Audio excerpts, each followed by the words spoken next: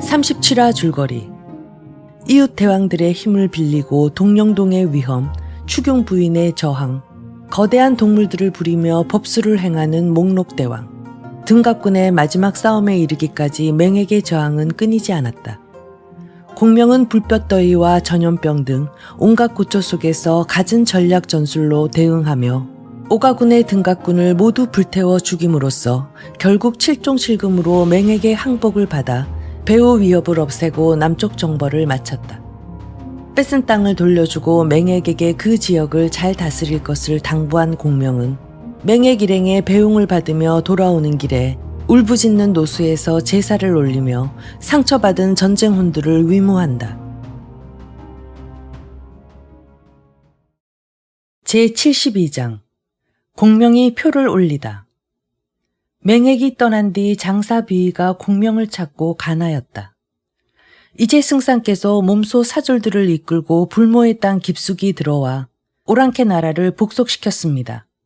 지금 남만왕이 기복했는데 어찌 관리를 두어서 맹액과 함께 지키게 하지 않으십니까? 공명이 말한다.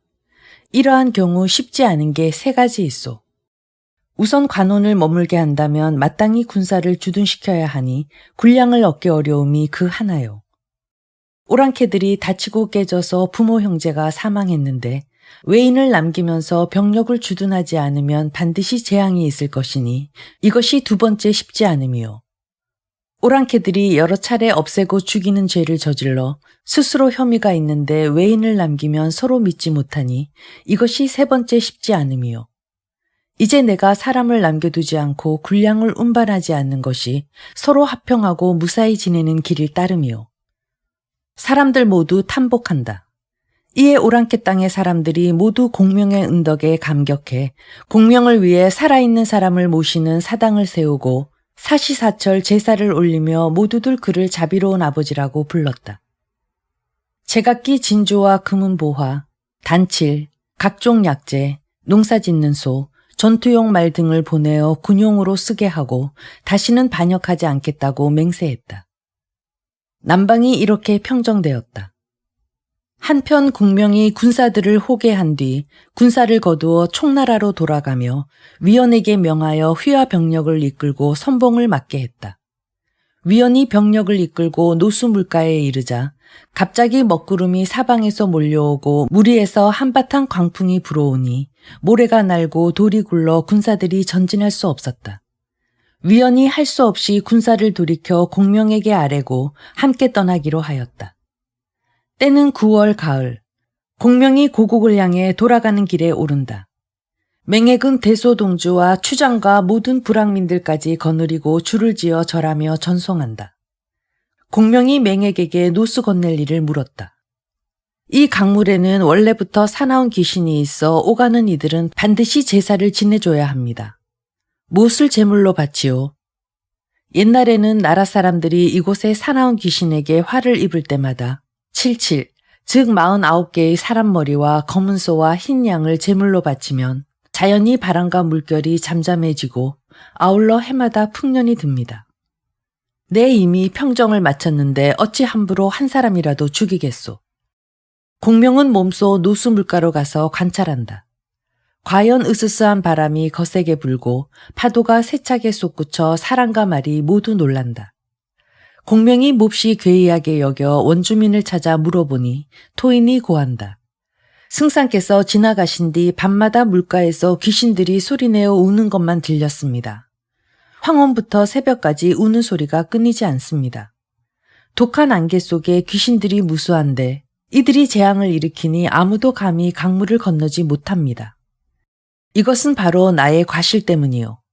지난번에 마대가 촉병을 1000여 명 거느리고 갔으나 모두 물에 빠져 죽었소. 아울러 남만인들을 죽여 모두 이곳에 내버렸소. 미친 혼백과 원통한 귀신들의 원한을 모두 풀어주지 못해 이렇게 된 것이요. 내 오늘 밤 친히 제사를 지내러 오겠소. 예전처럼 49사람을 죽여 그 머리를 제물로 바치면 원기들이 저절로 흩어질 것입니다. 본래 사람이 죽어서 원기가 된 것인데 어찌 또 산 사람을 죽이겠소. 내 나름대로 생각이 있어.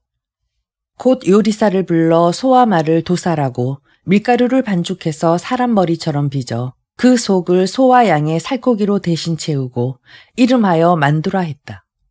그날 밤 노수의 물가에 탁자를 놓고 재물들을 펼친다.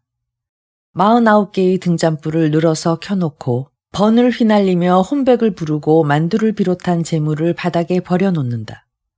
삼경 무렵에 공명이 금관을 쓰고 하얀 베옷을 입고 몸소 제사에 임하고 동골로 하여금 제문을 읽도록 했다. 그 제문이 이러하다. 대한건흥 3년 가을 9월 1일 무양우 영익주목 승상 제갈량이 삼가 제물을 마련해 국가대사를 위해 죽어간 총나라 장졸들과 남인 망자들의 넋에게 바치며 말씀 올리나이다. 우리 대한의 황제께서 위엄이 오패를 뛰어넘으시고 영명하심이 사망을 이어받으셨습니다. 지난날 원방에서 국경을 침범하고 풍속이 다른 오랑캐들이 군사를 일으켰습니다. 정갈의 도구로 공격하고 요사스런 마법을 쓰며 늑대 같은 마음으로 제멋대로 반란을 일으켰습니다. 저는 왕명을 받들어 그들의 죄를 묻고자 멀리 외진 곳까지 왔습니다. 맹수같이 용맹한 이들을 크게 모으고 쓸모없는 이들을 모두 제하였습니다. 이처럼 용맹스런 군사들이 구름처럼 모이자 미친 도적들은 얼음이 녹듯이 사라졌습니다.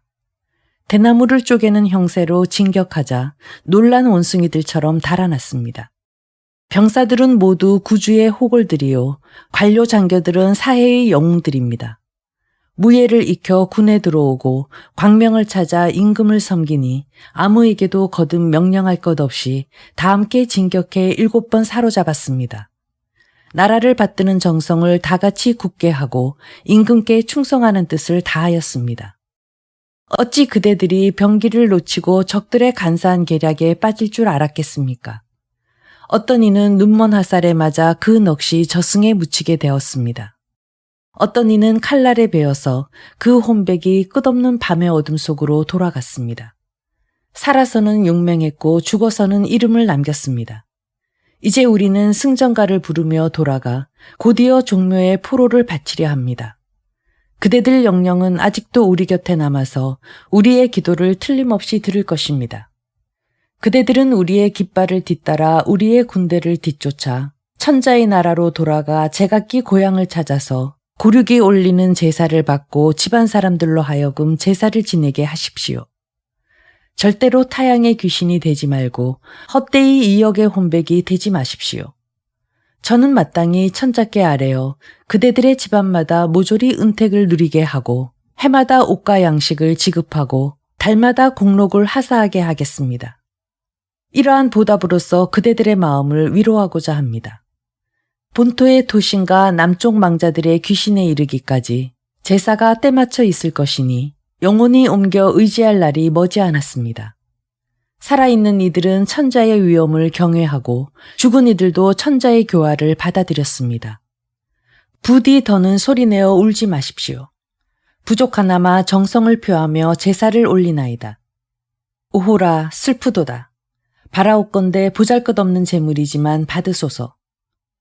제문 읽기를 마쳐 공명이 목 놓아 크게 우는데 지극히 통절하였다. 삼군의 병사들이 감동에 눈물 흘리지 않는 이가 없었다. 맹액을 비롯한 무리도 모두 소리내어 울었다. 갑자기 음산한 구름과 안개 속에서 은은히 몇 천이나 되는 혼백들이 모조리 바람을 따라 흩어진다. 이에 공명이 좌우의 사람들을 시켜 재물들을 모두 노수 흐르는 물속에 던져놓도록 했다. 다음날 공명이 대군을 이끌고 노수의 남쪽 물가에 이르니 구름과 안개는 모두 걷히고 바람과 파도도 멈추었다.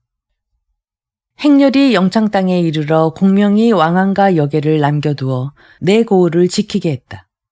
맹액더러 사람들을 이끌고 돌아가라고 조치하며 그에게 백성들을 위해 열심히 정무에 임하고 백성들을 잘 살피고 농사를 게을리하지 말라고 당부했다. 맹액이 눈물 흘리며 절을 올리고 떠났다. 공명이 대군을 이끌고 총나라 성도로 돌아왔다. 후주 유선이 천자의 수레를 타고 성곽 밖 30리까지 나와서 영접하는데 수레에서 내려 길가에 서서 공명을 기다린다. 공명이 황망히 수레에서 내려 길에 엎드려 말한다. 신이 속히 남방을 평정하지 못해 주상께 심려를 끼쳤사오니 신의 죄이옵니다. 후주가 공명을 부축해 일으키며 함께 수레를 타고 돌아가 태평연회를 베풀고 삼군을 크게 포상하였다. 이로부터 먼 나라에서 공물을 바쳐 아련하는 것이 200여 곳에 이르렀다. 공명이 후주에게 아뢰어 국가대사를 위해 숨진 장병들 집안을 하나하나 넉넉히 돌보게 하였다. 사람들이 기뻐하고 조종과 민간이 모두 태평하였다. 한편 위나라 임금 조비가 제위에 오른 지 7년이니 곧 촉한 건흥 4년이다. 조비가 앞서 견씨를 부인으로 맞이했었는데 견씨는 원소의 둘째 아들 원희의 부인이었다. 지난날 복성을 함락했을 때 얻은 것이었다. 그 뒤에 아들을 하나 낳았으니 이름이 예, 자는 원중이다. 어려서부터 총명에 조비가 몹시 사랑했다. 그 뒤에 조비가 안평 광종 사람 곽영의 딸을 귀비로 맞이했는데 미모가 몹시 뛰어났다. 그 아버지가 일찍이 내 딸은 여자들 중에 왕이다 라고 말해 여왕이라 일컬었다. 조비가 귀비로 맞아들인 이래 견씨가 총애를 잃자 곽귀비는 황후가 되고 싶어서 총애하는 신하 장도와 상의했다. 이때 조비가 병에 걸리자 장도가 견부인의 궁중에서 오동나무 인형을 파내었다고 거짓말하여 그 인형에 천자의 생년월일과 태어난 시각이 쓰여 있으니 조비의 병도 이러한 저주 때문이라고 모함했다. 조비가 크게 노해서 곧 견부인에게 사약을 내리고 곽귀비를 황후로 책립했다. 곽황후가 자녀를 낳지 못해 조예를 자기 아들로 입양했다. 비록 그를 몹시 사랑하지만 후계자로 세우지는 않았다. 조예가 15살에 이르자 국마가 뛰어났다. 그해 봄 2월 조비가 조예를 데리고 사냥을 나갔다. 사냥 행렬이 산속 후미진 곳에 이르러 새끼와 어미 2마리의 사슴을 쫓아 조비가 화살 한 발을 쏴 어미 사슴을 넘어뜨리고 뒤돌아보니 작은 사슴이 조예의 말 앞으로 달려간다. 조비가 크게 외친다. 아들아, 왜 쏘지 않느냐? 조예가 말 위에서 눈물 흘리며 고한다. 폐하께서 이미 그 어미를 죽였는데 차마 어찌 다시 그 새끼를 죽이겠습니까? 조비가 듣더니 활을 땅에 내던지며 말한다. 내 아들은 참으로 인덕을 가진 군주가 되겠구나. 이에 곧 조예를 평원왕으로 책봉한다. 여름 5월 조비가 한질에 걸려 치료해도 낫지 않아 중군 대장군 조진과 진군 대장군 진군, 무군 대장군 사마의 3사람을 자신의 침소로 불러들인다. 조예도 불러서 도착하자 조비가 조진 등을 가리키며 말한다. 이제 짐의 병이 이미 침중하여 다시 살아나기 어렵겠소. 이 아이가 아직 어리니 경들 3사람이 잘 보필하고 절대 짐의 뜻을 저버리지 마시오. 3사람이 모두 고한다.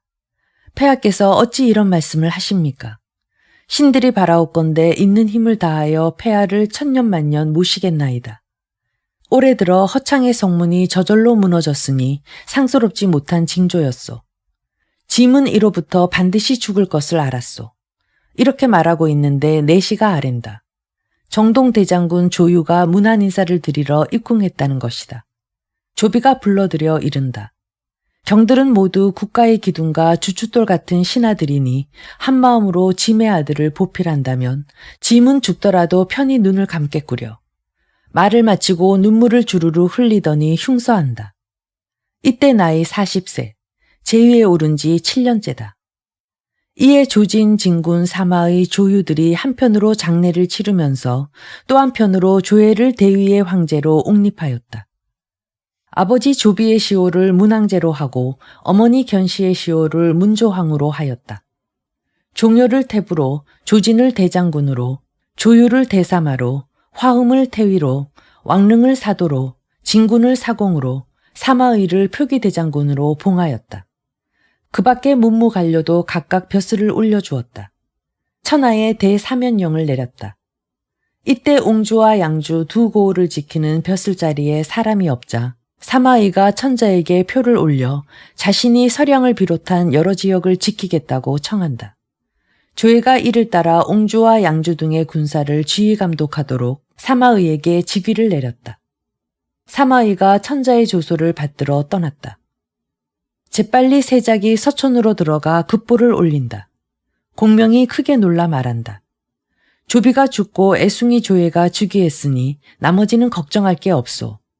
다만 사마의가 지략이 뛰어난데 그가 이제 옹주와 양주의 병마를 이끈다니 그가 훈련을 마치면 반드시 총나라에 큰 환란이 생길 것이요. 먼저 병력을 일으켜 토벌하는 것만 못하겠소. 군사참모 마속이 말한다. 이제 승상께서 남방을 평정해 막 돌아오시어 군마들이 피폐하니 다만 보살펴야 마땅한데 어찌 다시 원정을 떠나겠습니까? 제게 계책이 하나 있사오니 사마의로 하여금 스스로 조회의 손에 죽게 만들 수 있는데 승상의 의견이 어떤지 모르겠습니다. 공명이 무슨 계책인지 묻자 마속이 말한다. 사마의가 비록 위나라의 대신이지만 조회가 평소 그를 의심하고 시기하고 있습니다. 몰래 사람을 낙양과 업군으로 보내 유언비어를 퍼뜨려 그가 반역을 꾀한다고 말하는 것이 어떻겠습니까? 아울러 사마의의 이름으로 방문을 천하의 고시에 곳곳에 붙인다면 조회가 의심해서 반드시 그를 죽일 것입니다. 공명이 이를 따라 사람을 보내 은밀히 이 계책을 실행하게 했다. 한편 어느 날 갑자기 업성의 성문 위에 고시가 한 장 붙어 있는 게 발견되었다. 문을 지키는 이가 뜯어서 조회에게 아래로 온다. 조회가 살펴보니 그 내용이 이러하다. 표기대장군 사마의가 삼가 신의를 걸고 천하에 포고하오. 지난날 태조 무왕제 조조께서 기업을 창립하시고 본래는 진사왕자 건을 사직의 주인으로 삼고자 하셨소. 불행히도 간사한 모함이 뒤얽혀 어쩔 수 없이 오랜 세월을 잠룡으로 지내셨소. 황손 조회는 평소 아무런 덕행이 없는데도 함부로 스스로 존엄한 자리에 올랐으니 태조의 유지를 저버린 것이요. 이제 나는 하늘의 뜻에 응하고 사람들의 마음을 따라서 나를 맞추어 병력을 일으켜 천하만민의 소망에 부응하고자 하오. 고시가 당도하는 날에 제각기 새로운 임금에게 기순해야 할 것이요. 따르지 않는 이는 곧 구족을 멸할 것이요. 먼저 이렇게 고하여 듣게 하니 마땅히 잘 알아야 할 것이요. 조회가 다 읽고 나서 크게 놀라 낯빛이 창백해져서 급히 신하들에게 물으니 태위 화음이 아랜다. 사마의가 표를 올려 옹주와 양주를 지키겠다고 간청했던 것이 바로 이런 이유 때문이었습니다. 지난날 태조 무왕제께서 일찍이 신에게 이르시기를 사마의는 매처럼 노려보고 이리처럼 엿보니 병권을 지어줘서는 안 돼요. 결국은 반드시 나라에 큰 재앙이 될 것이요 라고 하셨습니다. 오늘 반란의 뜻이 싹트니 어서 주살하셔야 하옵니다. 왕랑이 아랜다. 사마의는 육도삼약의 병법을 깊이 깨우치고 용병을 잘 아는 데다가 평소 큰 뜻을 품고 있습니다. 어서 제거하지 않으면 결국은 재앙이 될 것입니다. 조회가 이에 교지를 내려 병력을 일으켜 친히 어가를 타고 정벌하려 한다. 그런데 반열에서 대장군 조진이 튀어나와 아랜다. 아니 되옵니다. 문왕제 조비께서 신들 몇 사람에게 탁호하셨으니 사마의야말로 다른 뜻이 없는 사람입니다. 오늘의 일은 아직 진위를 알 수 없는데 갑자기 군사를 낸다면 반발이 닥칠 뿐입니다. 혹시 총나라나 오나라의 간사한 세작이 반간지게를 행한 것이라면 우리의 군신 간에 자중질환이 일어난 틈을 타서 공격해 올지도 모르는 일이옵니다. 폐하께서는 아무쪼록 살펴주소서. 조회가 말한다. 사마의가 정말로 모반을 깨한 것이라면 어찌하겠소. 폐하께서 의심스러우시면 한나라 고조가 운몽호수로 가는 척해서 한신을 사로잡은 계책을 써보소서. 어가를 타시고 안읍에 행차하시면 사마의가 반드시 영접하러 올 것입니다. 그의 동정을 살피다가 바로 앞에서 사로잡으면 될 것이옵니다. 조회가 이를 따라 곧 조진에게 국정을 맡기고 친히 어린 군 10만을 이끌고 곧장 안읍으로 갔다. 사마의가 그 까닭을 모르고 천자에게 위험을 보이고자 병마를 종돈해 병사 수만을 이끌고 맞이하려 하였다. 조회를 가까이 모시는 신하가 아랜다. 사마의가 과연 병사 10여만을 이끌고 항거하러 오니 참으로 반역할 마음을 가진 것입니다. 조회가 황망히 조유에게 명하여 병력을 이끌고 맞이하게 한다. 병마가 몰려오자 사마의는 천자가 친히 어가를 타고 오는 줄만 알고 길에 엎드려 맞이하는데 조유가 나와서 말한다. 중달은 선제로부터 탁고의 중임을 받고서도 무슨 까닭으로 반역하는 것이요. 사마이가 크게 놀라 낯빛을 잃고 식은땀을 온몸에 흘리며 그 까닭을 묻는다. 조유가 앞서 일어난 일을 자세히 이야기하자 사마이가 말한다. 이것은 오나라 총나라의 간사한 세작이 행하는 방간지계이니 우리 군신들 사이를 갈라 서로 해치게 만들고 그 빈틈을 타서 습격하려는 것이요. 제가 마땅히 직접 천자를 뵙고 말씀드리겠소. 곧 급히 군마를 몰리고 조예의 어가 앞으로 가서 고개 숙여 엎드려 눈물을 흘리며 아랜다.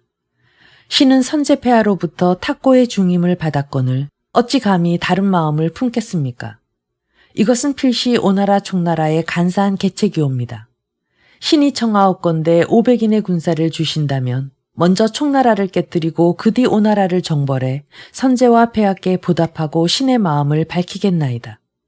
조예가 머뭇거리며 결정을 내리지 못하자 화음이 아랜다. 그에게 병권을 줘서는 아니되옵니다. 즉시 파직하고 고향으로 돌려보내소서. 조예가 그 말을 따라 사마이를 삭탈간직하여 고향으로 돌려보내고 조유를 명하여 옹주와 양주의 군마를 총독하도록 하였다. 조예가 어가를 타고 낙양으로 돌아갔다. 한편 세작이 이 일을 탐지해 총나라로 들어가 알린다. 공명이 이를 듣고 크게 기뻐하며 말한다. 내가 위나라를 정벌하려 한 지 오래이나 사마이가 옹주와 양주의 병력을 거느리고 있었소. 이제 계책에 빠져 쫓겨났으니 내가 무엇을 걱정하리요.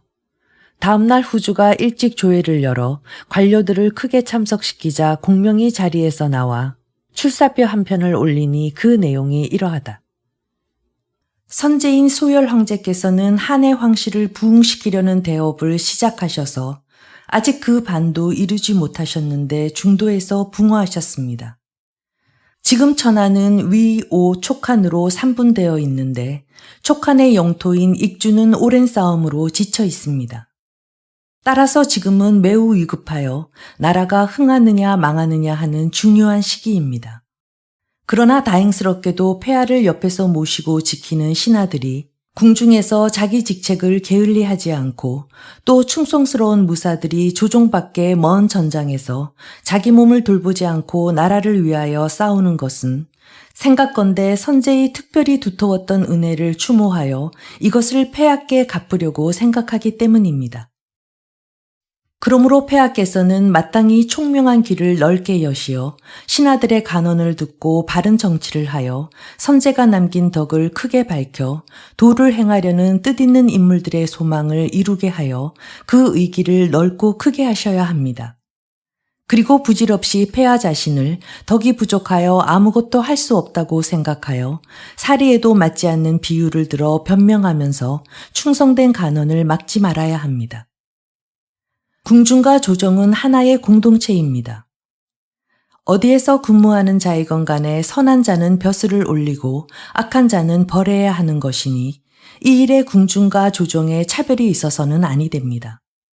만일 간사한 짓을 하여 죄를 범한 자, 또한 진심으로 선한 일을 한 자가 있으면 관원에게 넘겨서 그 형과 상을 정하게 하여 폐하의 공평하고도 도리에 밝은 정치를 세상에 분명하게 표시함이 옳습니다. 한쪽에 치우쳐 궁중과 조정이 서로 법을 달리하는 것은 옳지 못합니다. 시중 곽유주와 비의, 시랑 동윤 등은 모두 선량하고 진실한 인물로 심지와 사려가 참되고 순수합니다.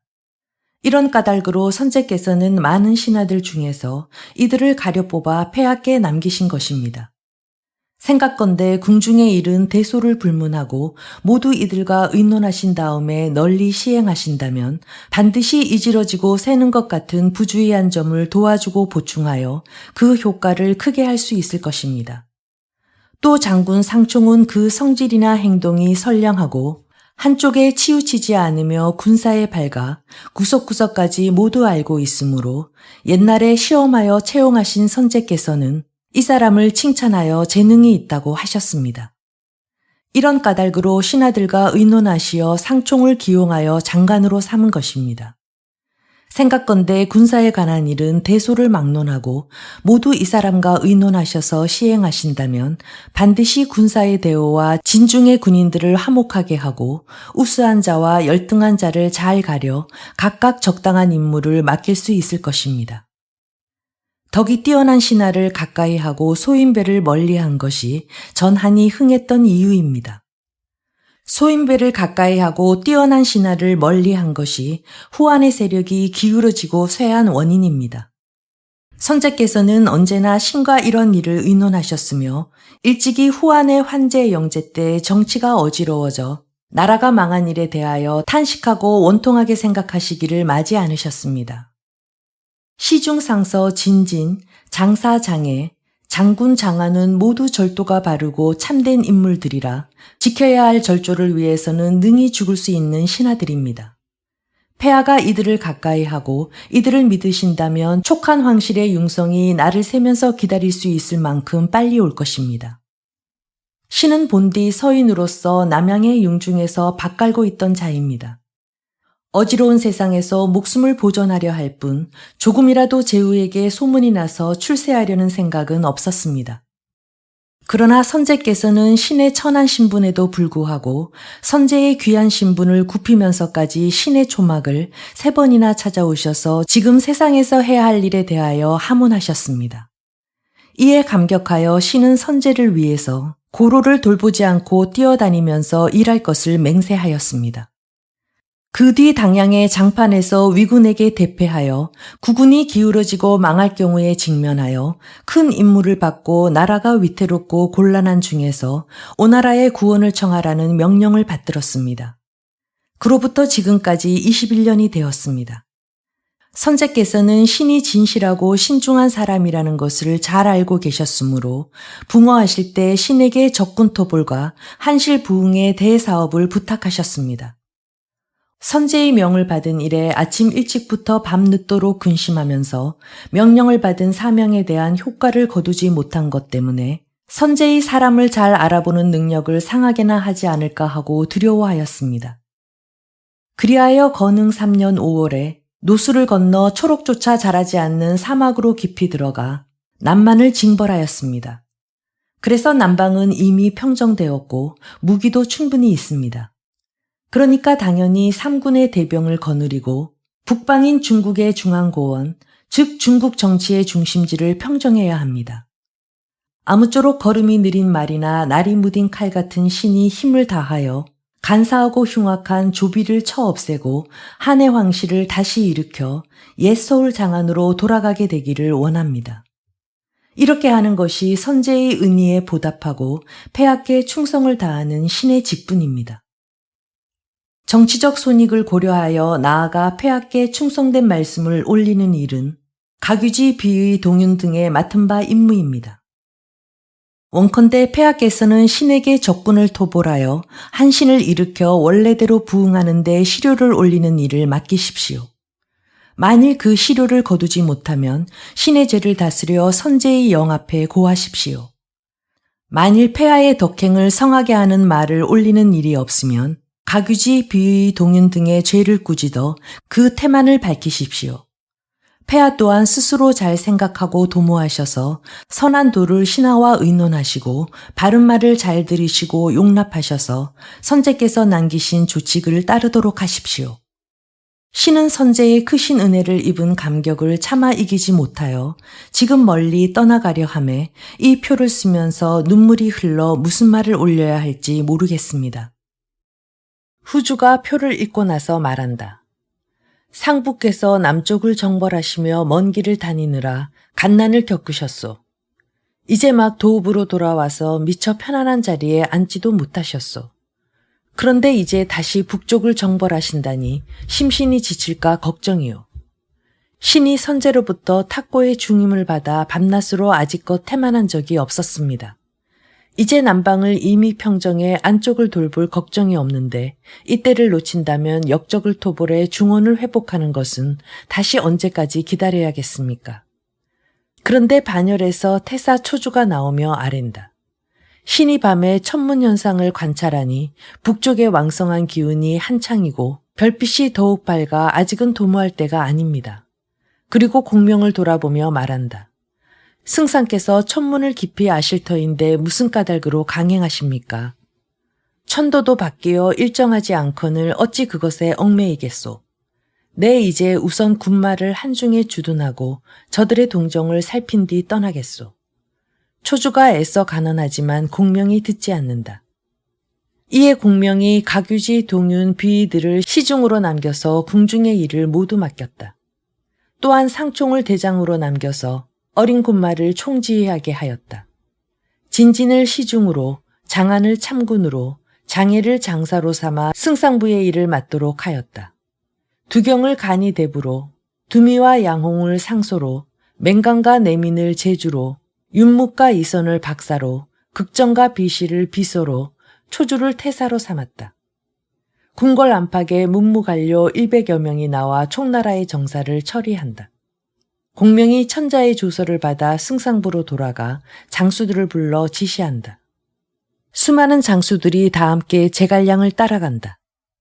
장수들의 배치를 정하고 다시 이엄에게 경문을 돌려 총구를 지켜 동호를 막도록 했다. 건흥 5년 봄 3월 병인이를 골라 군사를 내어 위나라를 정벌하려 하였다.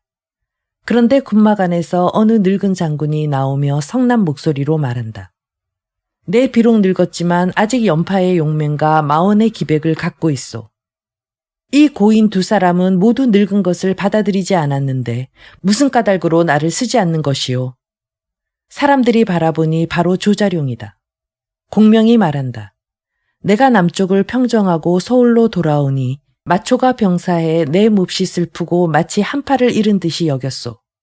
이제 장군께서 이미 고령이신데 혹시 조금이라도 잘못되면 일세의 영명이 흔들리고 총나라 군대의 날카로운 기세가 꺾일 것이오. 조자룡이 소리 높여 말한다. 내가 선제폐하를 따라다닌 이래 싸움에서 물러난 적이 없고 적병을 만나면 앞장섰소. 대장부가 싸움터에서 죽을 수 있다면 다행이거늘 내 무엇을 한스러워하겠소. 바라건대 선두부대의 선봉이 되겠소. 공명이 거듭 애써 말리기를 멈추지 않는다. 그러나 조은이 말한다. 만약 나를 선봉으로 삼지 않는다면 이 섬돌 아래 부딪혀 죽겠소. 장군께서 기어코 선봉이 되시겠다면 반드시 한 사람과 같이 가시오. 말이 미처 끝나기 전에 한 사람이 응하여 말한다.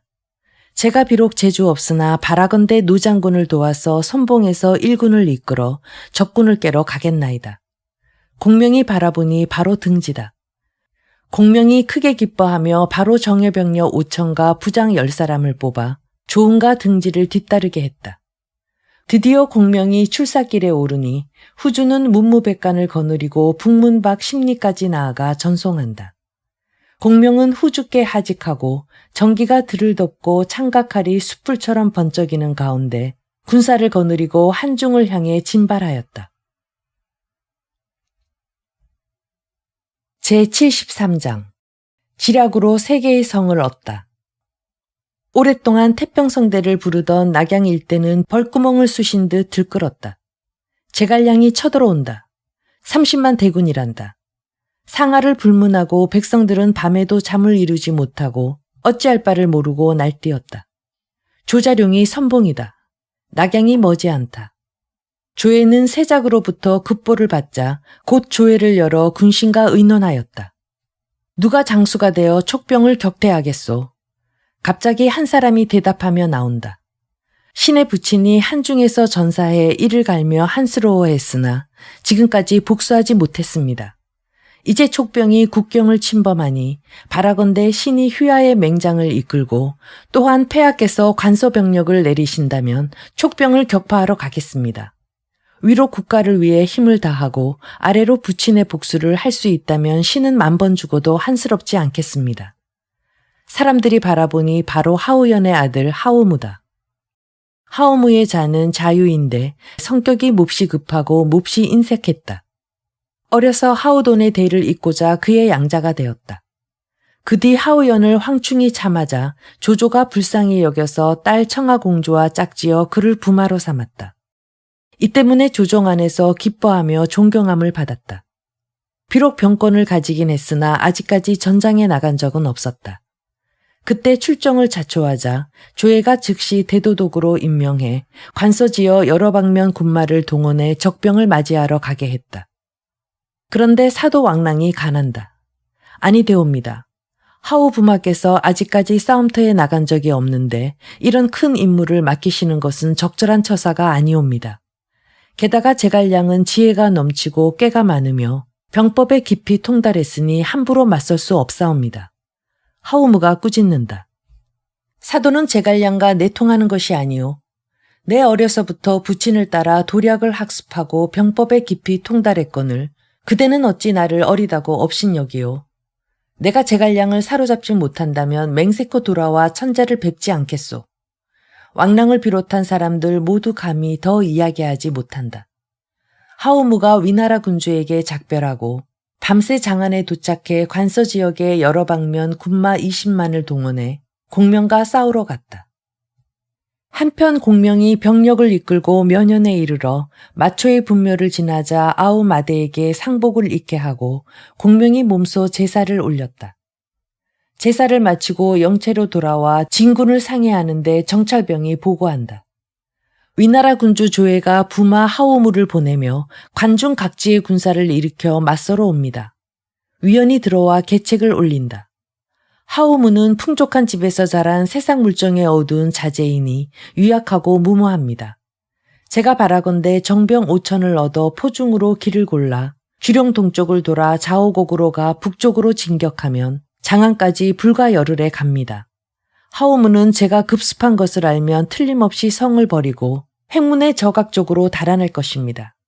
제가 동쪽에서 오고 승상께서 군사를 일으켜 종남산 굴짜기에서 진군하는 것입니다. 이렇게 한다면 함양서 쪽은 한 번에 평정할 수 있습니다. 공명이 웃으며 말한다. 이것은 만전의 계책이 아니오. 그대는 중원에 인물이 없는 줄 업신여기나 내가 진언하여 깊은 산속에서 공격하면 5천 병력만 해를 입는 게 아니라 전군의 얘기가 크게 꺾일 것이니 결코 받아들이지 못하겠소. 위원이 다시 말한다. 승상의 병력이 대로를 따라 진격하면 적들은 반드시 관중 병력을 모조리 일으켜 도중에 맞아 싸웁니다. 그렇게 질질 끌다 어느 세월에 중원을 얻겠습니까? 농산 서쪽 지방을 따라 평탄한 큰 길로 병법대로 진격하는데 어찌 못 이길까 걱정하겠소. 마침내 위원의 계책을 쓰지 않으니 위원이 못마땅히 여긴다. 공명이 조자룡에게 사람을 보내 진격을 명하였다. 한편 하오무는 장안에서 각지 군마를 소집한다. 이때 서량의 대장 한덕은 계산대부를 잘 쓰고 홀로 만명을 당할 용맹을 가졌는데 강족 군사 8만을 거느리고 하오무를 찾아왔다. 하오무가 큰 상을 내리고 선봉에 세웠다. 한덕에게 네 아들이 있으니 모두 무예에 정통하고 말을 타고 달리며 활쏘기가 탁월했다. 맏아들 한영, 둘째 한요, 셋째 한경, 넷째 한기다. 한덕이 네 아들과 아울러 서강병 8만을 거느리고 복명산으로 오다 촉병과 마주쳤다. 양쪽 진영이 대치하자 한덕이 출마하고 네 아들이 양쪽으로 늘어선다. 한덕이 소리 높여 크게 욕한다. 역적들이 어찌 감히 우리 땅을 침범하였느냐. 조자룡이 크게 노해 창을 꼬나지고 말을 몰아 한덕에게 달려든다. 맏아들 한영이 말을 몰아 맞이하나 싸운 지 삼합이 못돼 조자룡의 창에 찔려 말 아래 나뒹군다. 둘째 한효가 이를 보고 말을 몰아 칼을 휘두르며 싸우러 온다. 조자룡이 옛날의 호랑이 같은 위엄을 다시 떨쳐 정신을 모아 맞아 싸운다. 한효가 당하지 못하자 셋째 한경이 극히 방청극을 꼬나잡고 말을 몰아 협공하러 온다. 조자룡이 전혀 두려워하지 않고 창을 쓰는 법도 흐트러지지 않는다. 넷째 한기가 두 형과 조자룡의 싸움이 끝이 없자 역시 말을 몰아 두 자루 1월도를 휘두르며 달려와 조자룡을 에워싼다. 조자룡이 중앙에서 홀로 세 장수와 싸운다. 잠시 뒤 한기가 창에 찔려 낙마했다. 한덕의 진영에서 편장이 나와 급히 구출해 갔다. 그런데 조자룡이 창을 내린 채 달아나는 척한다. 한경이 방청극을 놔두고 서둘러 활과 화살을 꺼내어 쏜다. 잇따라 세 발을 쏘나 조자룡이 모두 창으로 쳐 떨어뜨린다. 한경이 잔뜩 화가 나 방청극을 쥐고 말을 몰아 뒤쫓는다. 그런데 도리어 조자룡이 화살 한 발을 쏴 한경이 입에 맞고 말에서 굴러떨어져 죽는다. 한효가 말을 내달려 보도를 들고 조자룡을 베려고 덤빈다. 조자룡이 칼을 내던지니 재빨리 보도를 피해 한효를 사로잡아 총나라 진영으로 돌아왔다. 그리고 다시 말을 몰아 창을 가지러 달려간다. 한덕은 조자룡의 손에 네 아들 모두 죽거나 잡히자 간담이 찢어져 앞장서서 자기 진영 안으로 달아났다. 조자룡의 명성을 평소 알고 있던 서강병들은 그가 여전히 영용하자 아무도 싸우려 들지 못한다. 조자룡이 말을 모는 곳마다 줄줄이 무너져 달아난다. 조자룡이 홀로 말을 몰고 창을 쥐고 왕복하며 충돌하니 마치 무인지경에 들어간 듯하다. 훗날 누군가 시를 지어 기렸다. 지난날 상산의 조자룡이 70살 높은 나이 기공을 세웠구나. 혼자서 내 장수를 죽이고 적진을 쳐들어갔으니 옛날 당양에서 주공을 구한 웅자와 같네. 조자룡이 크게 이기자 등지가 촉병을 이끌고 쳐들어오니 서량병이 크게 패해 달아난다. 한덕은 조은에게 사로잡힐까 갑옷을 벗고 말에서 내려 걸어 달아난다. 조자룡과 등지가 군사를 거둬 영체로 돌아갔다. 등지가 축하한다. 장군의 연세 이미 칠순, 여전히 영영하십니다. 오늘도 싸움터에서 적장 넷을 참하니 세상에 드문 일입니다. 승상께서 나를 연로하다 여겨 기꺼이 쓰지 않기에 잠깐 보여준 것뿐이요. 사람을 시켜 공명에게 한효를 압송하고 승전 보고서를 보냈다. 한편 한덕은 하오무에게 패장군을 이끌고 가 울며 그 일을 고하였다. 하오무가 스스로 병력을 이끌고 조자룡을 맞이하려 한다. 탐마가 영체로 들어가 하오무가 병력을 이끌고 온다고 알린다. 조자룡이 창을 쥐고 말에 올라 1천여 군사를 이끌고 복명산으로 가서 진을 친다. 이날 하오무가 황금투구를 머리에 쓰고 큰 감도를 들며 문기 아래 섰다. 조자룡이 말을 타고 창을 쥔 채 왔다 갔다 말을 몰자 하오무가 스스로 싸우려 한다. 이에 한덕이 말한다. 제 아들을 넷이나 죽인 원수, 어찌 복수하지 않겠소. 말을 몰아 계산대부를 휘두르며 조자룡에게 달려든다. 조자룡이 분노해서 창을 꼬나지고 달려와 맞선다. 싸운 지 삼합이 안 돼 조자룡이 한덕을 창으로 찔러 죽여 말 아래 떨어뜨린다. 이어서 조자룡이 하오무에게 달려드니 하오무가 황망히 본진으로 들어간다. 등지가 병력을 내몰아 습격하자 위나라 병력이 다시 한바탕 꺾여 심리 밖으로 달아나 영체를 세운다. 하오무가 밤새 장수들과 상의하며 말한다. 조자룡의 명성을 들은 지 오래이나 여태 본 적은 없었소. 오늘 비록 연로하나 여전히 영웅이라 당양 장판에서 있었던 일을 비로소 믿겠소. 이렇게 아무도 대적할 수 없는데 어찌해야겠소. 참군 정무는 정욱의 아들인데 이때 진언한다. 조자룡이 비록 용맹하나 무모하니 걱정할 게 없습니다. 내일 도독께서 다시 군사를 이끌고 나가시고 먼저 두 갈래 군사를 좌우에 매복하십시오. 도독께서 싸움터에 나섰다가 먼저 물러나 조자룡을 복병이 있는 곳으로 유인하시고 도독께서 산에 올라 사방 군마를 지휘해 겹겹이 에워싸면 조자룡을 잡습니다. 하오무가 이 말을 따라 동의에게 3만 군사를 주어 왼쪽에 매복하게 하고 설칙에게 3만 군사를 주어 오른쪽에 매복하게 한다. 두 사람이 매복을 마쳤다. 다음날 하오무가 진과 북, 각종 깃발을 다시 정비해 병력을 통솔해 진군한다. 조자룡과 등지가 맞이한다. 등지가 말 위에서 조자룡에게 말한다. 어젯밤 위병들이 대패에 달아났는데 오늘 다시 오니 틀림없이 속임수가 있습니다. 노장군께서는 방비하셔야겠습니다. 이따위 젖비린내 나는 어린애들을 어찌 입에 올리겠소. 내 오늘 기필코 그를 잡겠소. 곧 말을 몰아나가니 위나라 장수 반수가 나와 맞서 싸우더니 삼합이 안 돼 말머리를 돌려 달아난다. 조자룡이 뒤를 쫓자 위나라 진영에서 장수 8사람이 일제히 나와서 맞이한다. 하오무가 먼저 달아난 것은 말할 것도 없고 8장수도 줄줄이 달아난다. 조자룡이 승세를 타고 추격하고 등지도 병력을 이끌고 잇따라 진격한다. 자룡이 중요한 곳으로 깊이 들어가자 사방에서 함성이 크게 울린다. 등지가 급히 군사를 거둬 돌아가려는데 동의가 왼쪽에서 설칙이 오른쪽에서 두 갈래 군사를 이끌고 들이닥친다. 등지의 병력이 적어 구출하지 못한다. 조자룡이 포위의 중심에 갇혀 이리저리 충돌하나 위나라 병력은 더욱 두터워진다. 이때 조자룡의 수와 겨우 1천인데 산비탈 아래로 달려가니 하오무가 산 위에서 3군을 지휘하는 것이 보인다. 조자룡이 동쪽으로 가면 하오무가 동쪽을 가리키고 서쪽으로 가면 서쪽을 가리키니 자룡이 포위를 뚫지 못해 병력을 이끌고 산을 오르려는 것이다. 반쯤 오르자 적병이 통나무를 굴리고 돌을 던져 산을 오를 수 없다. 조자룡이 진시에서 유시까지 줄곧 탈출하지 못해 할 수 없이 말에서 내려 잠시 쉬며 다리 밟기를 기다려 다시 싸우려 했다. 잠깐 갑옷을 풀고 앉는다. 달빛이 막 비추자 갑자기 사방에서 불꽃이 하늘을 찌르고 북소리가 크게 울리고 화살과 돌이 빗발치는 가운데 위병들이 몰려오며 모두 크게 외친다. 조자룡은 어서 항복하라.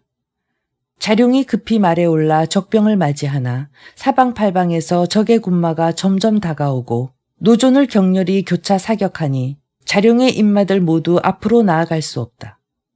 조자룡이 하늘을 우러러 탄식한다. 내가 늙은 것을 받아들이지 않다 이곳에서 죽겠구나. 그런데 동북쪽에서 함성이 크게 일더니 위나라 군사들이 분분히 흩어져 달아난다. 한 무리 군사가 세도하는데 앞장선 대장은 팔정강모를 들었고 말머리에 사람머리 하나를 달았다. 자룡이 보니 바로 장포다. 장포가 조자룡을 만나 말한다.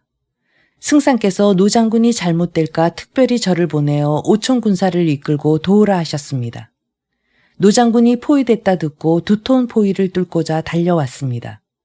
오다가 위나라 장수 설칙과 마주쳐 제가 죽였습니다.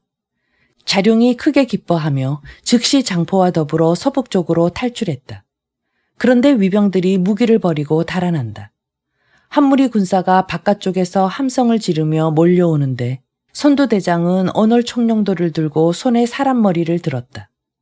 자룡이 바라보니 바로 관응이다. 관응이 말한다.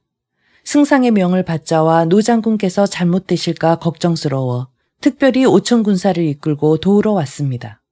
오다가 마침 위나라 장수 동의와 마주쳐 한 칼에 베어 이렇게 효수했습니다. 승상께서 뒤따라 도착하실 것입니다.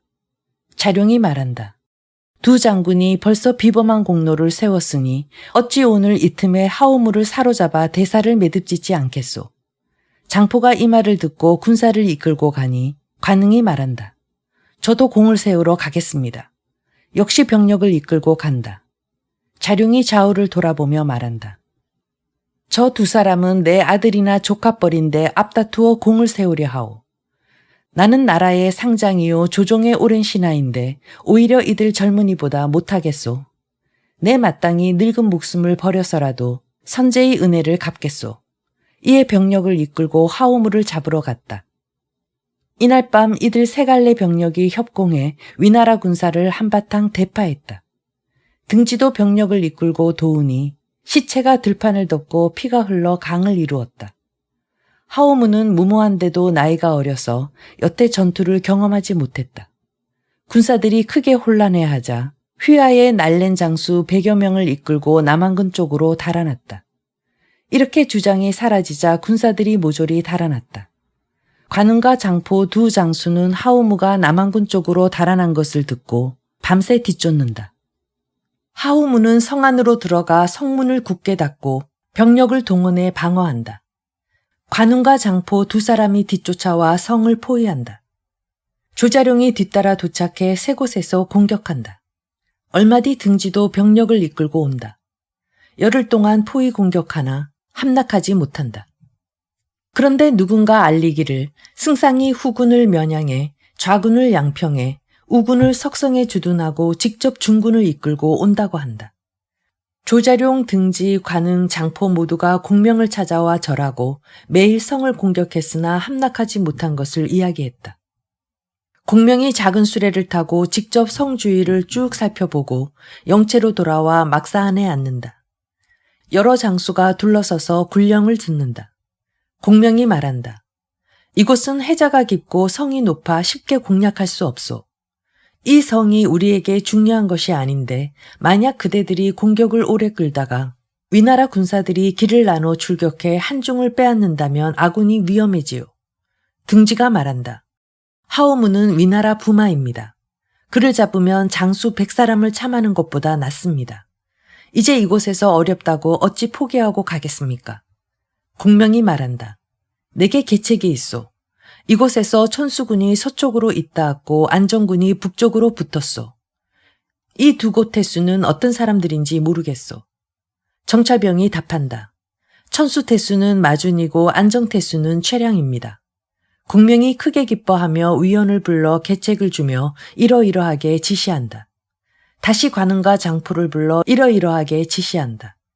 다시 신복군사 2사람을 불러 계책을 주며 이러이러하게 행하도록 한다. 장수마다 명령을 따라 군사를 이끌고 갔다. 공명은 남한성 밖에서 병사들을 시켜 풀을 계속 날라 성 아래 쌓아놓고 성을 불살 것이라고 떠들게 하였다.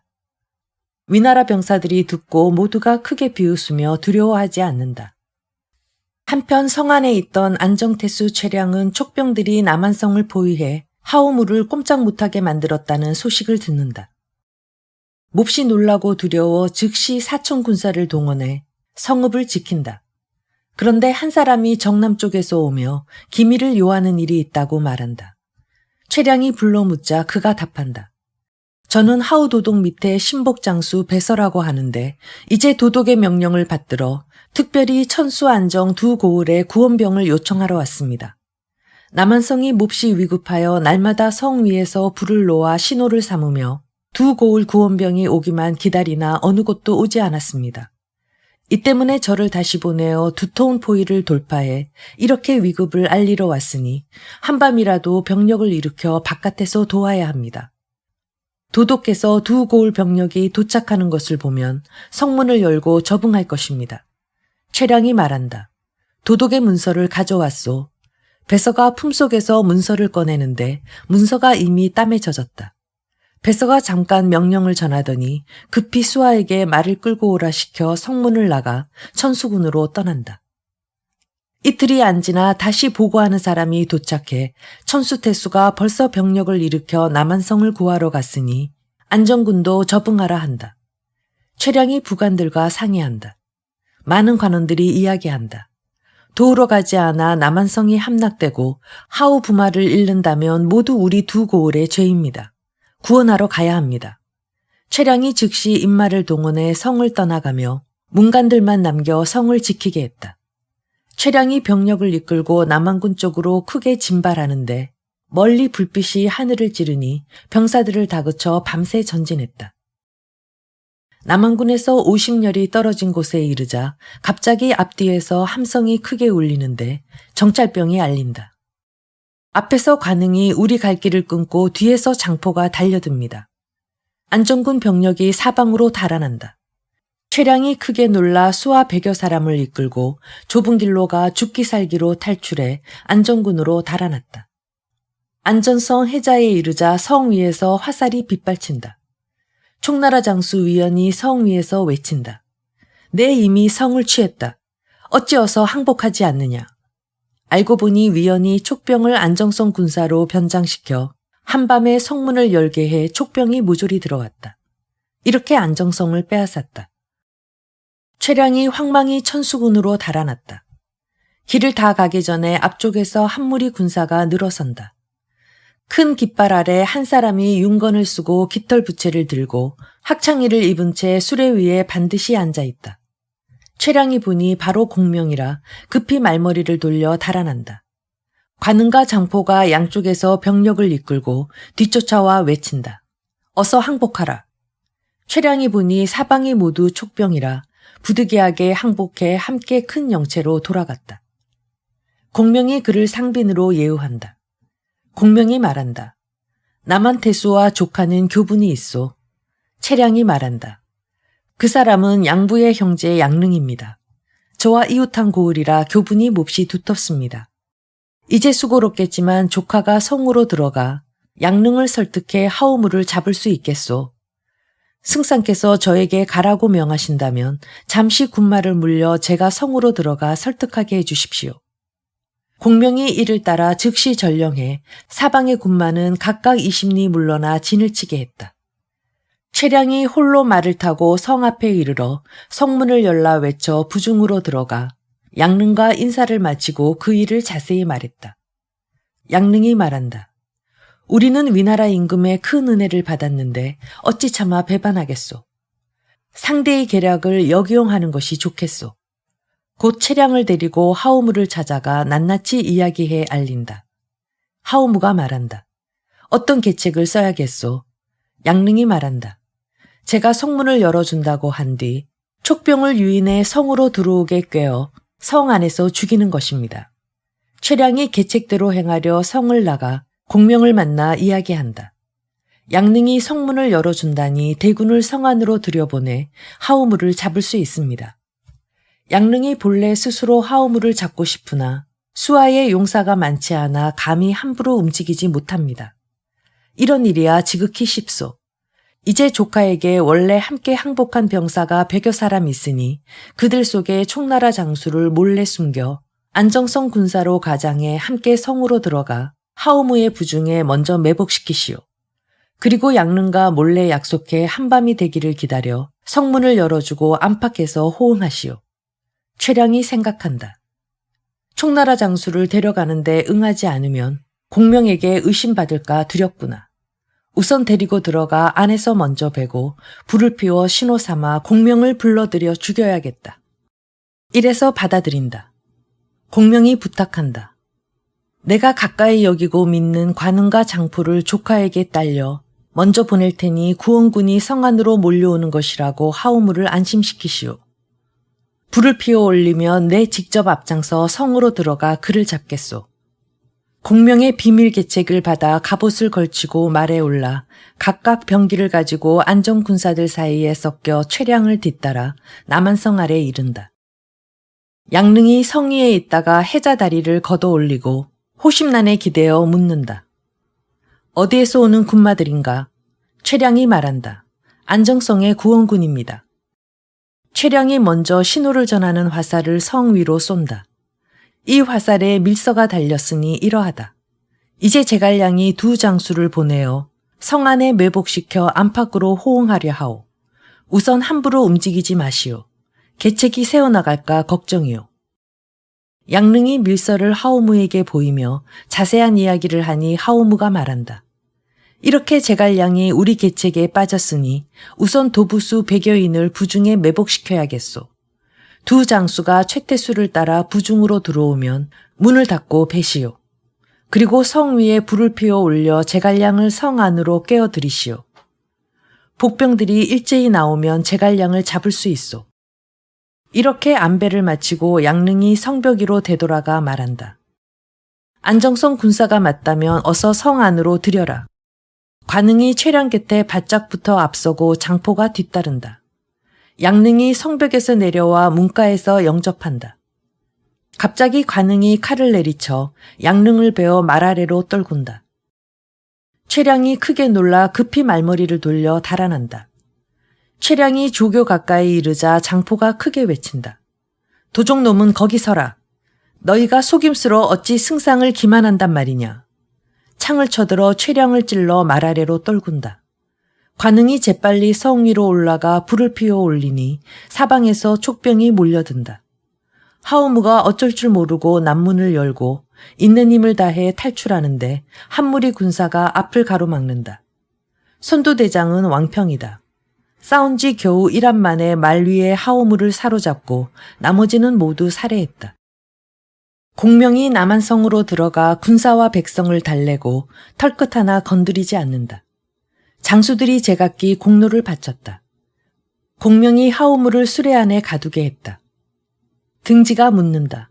승상께서는 최량이 속이는 것을 어찌 아셨습니까? 나는 벌써 그가 전혀 항복할 마음이 없음을 알고 일부러 성 안으로 들여보냈소.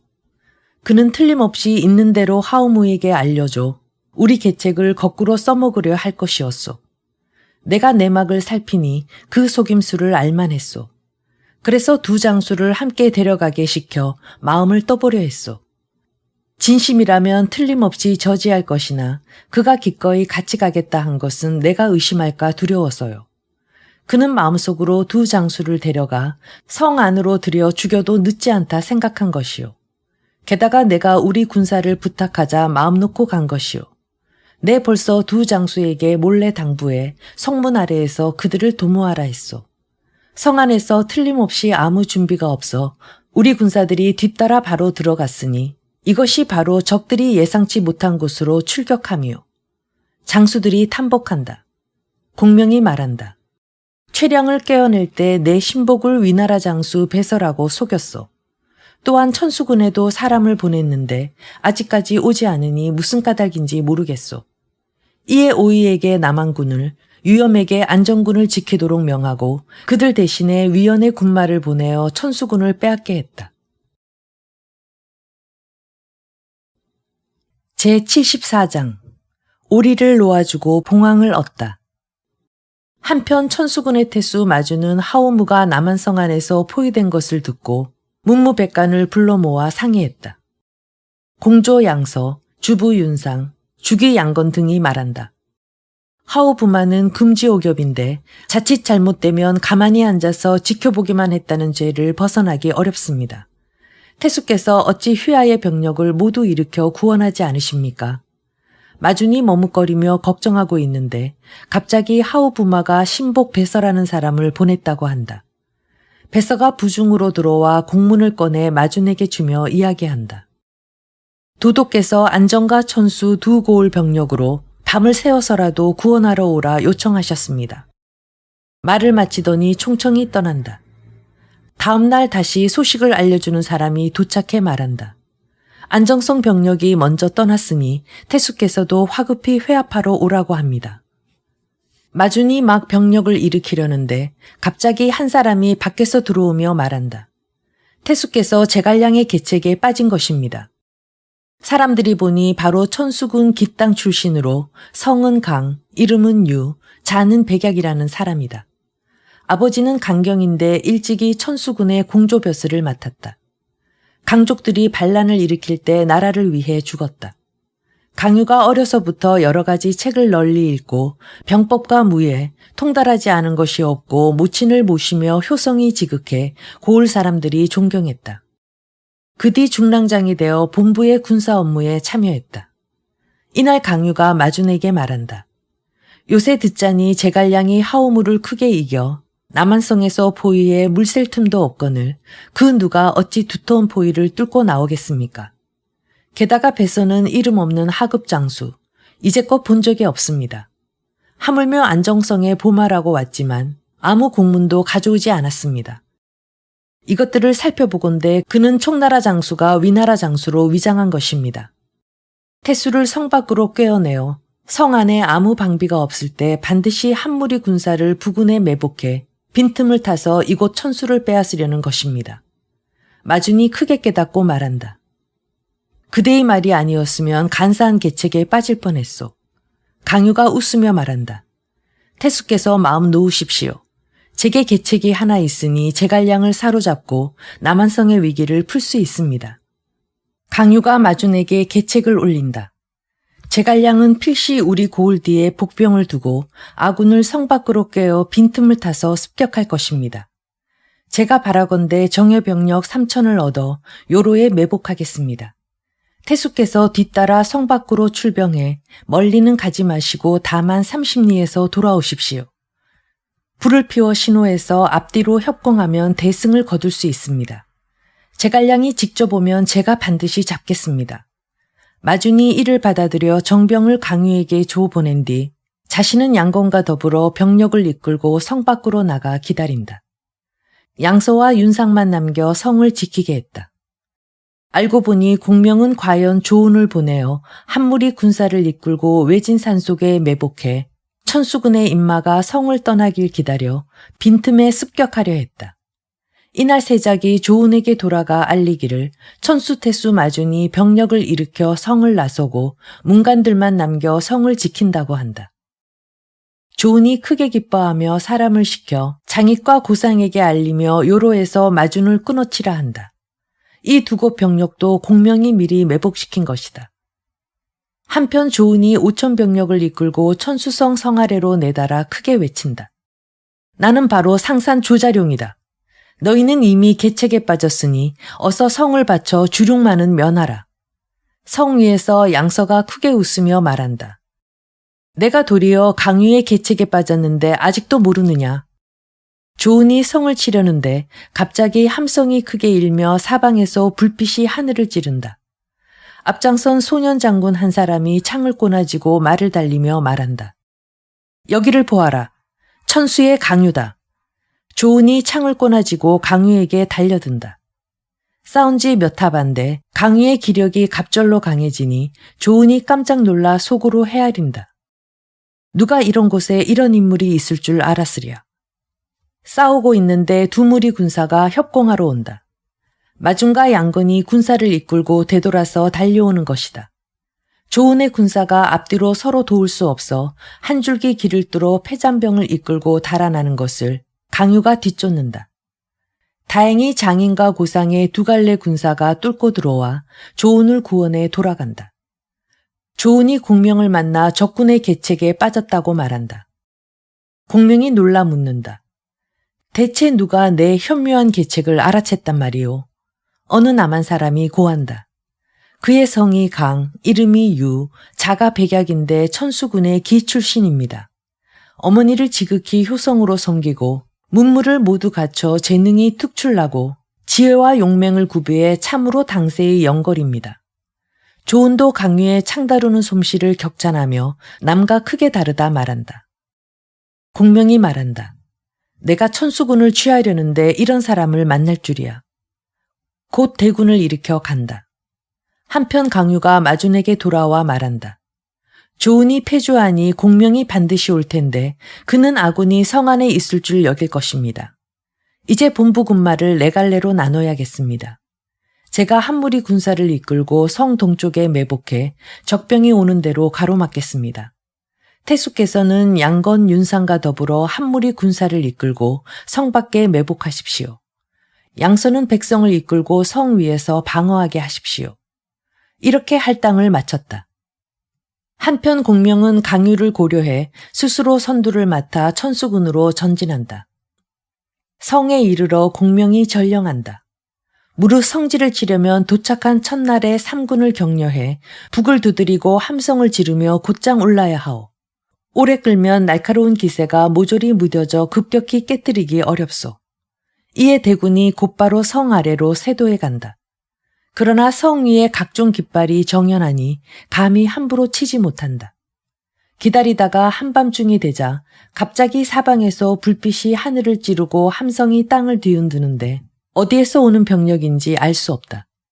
성 위에서도 북소리 울리고 함성 지르며 호응하니 촉병들이 어지러이 달아난다. 공명이 급히 말에 올라 관은과 장포 두 장수의 보호를 받아 포위를 뚫고 나와 주위를 둘러보니 정동 쪽에 군마가 있는데 그 일대에 불빛이 이어져 그 형세가 마치 긴 뱀과 같다. 공명이 관응에게 자세히 살피게 명하니 돌아와 보고한다. 이것은 강유의 병력입니다. 공명이 탄식한다. 용병은 수가 많은 게 아니라 사람이 배치하는 데 달렸을 뿐인데 이 사람은 참으로 장군의 제목이요. 병력을 거두어 영체로 돌아가 한참 생각하더니 안종군 사람을 불러 묻는다. 강유의 어머니는 지금 어디에 있소? 강유의 어머니는 지금 기연에 삽니다. 공명이 위원을 불러 분부한다. 그대는 일군을 거느리고 허장성세를 부려 기연을 점령하는 척 하시오. 강유가 오거든 성으로 들어가게 놔두시오. 다시 안정 사람에게 묻는다. 이 땅은 어느 곳이 중요하오? 천수군의 재물과 식량은 모두 상봉에 있습니다. 상봉을 깨뜨리면 식량 수송로가 저절로 끊깁니다. 공명이 크게 기뻐하며 좋은더러 한 무리 군사를 거느리고 상봉을 공격하라 한다. 공명이 성 밖 30리에 진을 친다. 일찌감치 누군가 성에 들어가 말하기를 촉병이 세 갈래로 나뉘어 일군은 이곳을 지키고 일군은 상봉을 빼앗으러 가고 다른 일군은 기성을 점령하러 간다 한다. 강유가 듣고 마준에게 간절히 고한다. 저희 모친께서 지금 기성에 계신데 모친께서 잘못되실까 두렵습니다. 제게 아무쪼록 일군을 주시면 그곳을 구하러 감과 아울러 모친도 보호하겠습니다. 마준이 이를 따라 강유에게 삼천 군사를 거느려 기성을 지키러 가라 한다. 또한 양건에게 삼천 군사를 이끌고 상봉을 지키러 가라 한다. 한편 강유가 병력을 거느리고 기성에 이르니 앞쪽에 한 무리 군사가 늘어섰다. 앞장선 촉장수는 바로 위연이다. 두 장수가 몇 탑 맞붙더니 위연이 지는 척 달아난다. 강유가 성으로 들어가 문을 닫고 병력을 통솔해 수호하고 노무를 찾아뵙는다.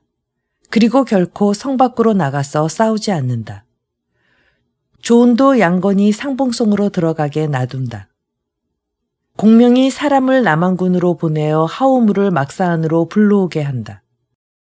공명이 말한다. 그대는 죽음이 두렵소.